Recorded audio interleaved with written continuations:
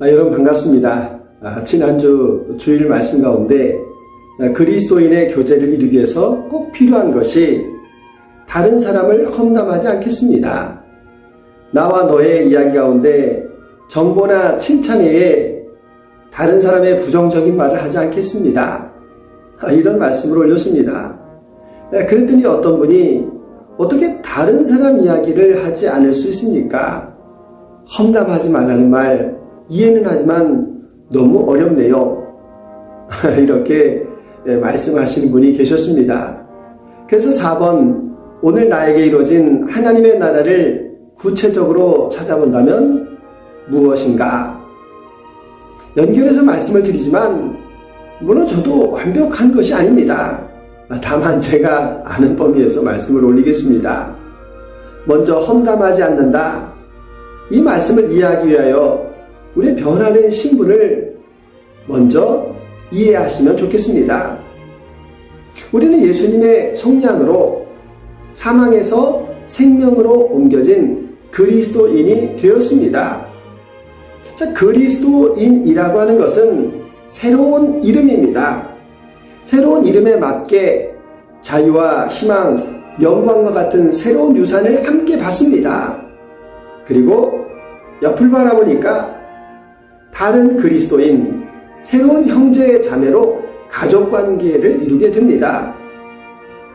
새로운 가족이 있다면 물론 세상의 가족도 존재합니다. 세상의 가족을 보시게 되면 보통 학벌, 직업, 돈과 성공을 중요한 수단으로 생각을 합니다. 반면에 그리스도인들의 모임, 하나님의 가족은 하나님의 목적과 계획에 충실한 삶을 성공이라고 이야기합니다. 그래서 그리스도인들 먼저 그의 나라와 그의 의를 구하는 삶을 추구합니다.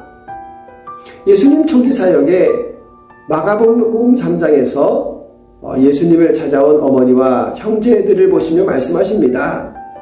누가 내 어머니와 동생들이냐?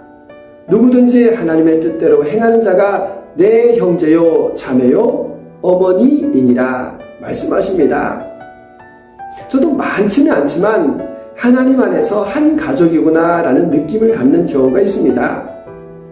언젠가 지인과 이야기하는데 이분은 지성적이고 논리적인 분입니다.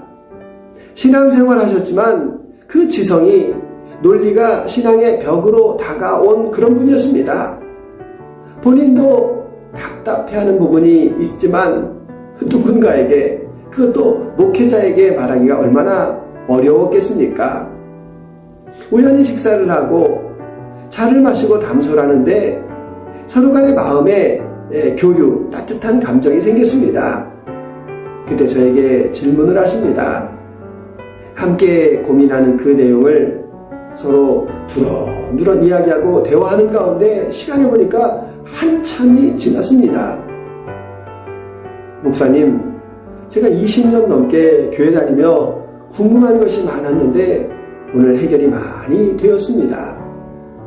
다른 이야기보다 나와 너의 이야기 속에서 함께 하시는 주님의 그 은혜가 얼마나 행복한지, 제가 교회에서 강조하는 말이 좋은 교회가 어떤 교회겠습니까? 남의 이야기를 끝까지 듣겠습니다. 나의 이야기를 숨김없이 말하겠습니다. 많지 않지만 나의 감정과 신앙을 이해하는 동료 목회자와도 이야기할 때가 있습니다. 제가 어렵게 드리는 고언의 충고, 그리고 저의 그 부족한 부분을 위로하고 소망의 말로 전하는 그 동료로 인하여서 참 행복합니다. 우리 예수님 혼자서도 계셨지만 끊임없이 교제하십니다. 제자들과 예수님을 따르는 여인들과 나사로의 가족과 함께 깊은 교제를 나누십니다. 그곳에는 나와 너의 이야기, 다른 사람에 대한 험담은 필요가 없습니다. 나와 너를 경험한 사람들이 예수님의 십자가 부활 이후에도 아름다운 초대 공동체를 이룹니다. 솔직하고 생각에 제한이 없습니다. 이때는 나와 너의 이야기만으로도 충분합니다. 나와 너의 이야기에 재료가 부족하니 다른 사람이 혹시 필요한 것 아닙니까? 주님 안에서 나와 너만으로 충분합니다. 그때에 주님께서 부어주시는 성령의 은혜가 얼마나 충만하겠습니까? 오늘도 나와 너의 깊은 만남을 기대합니다.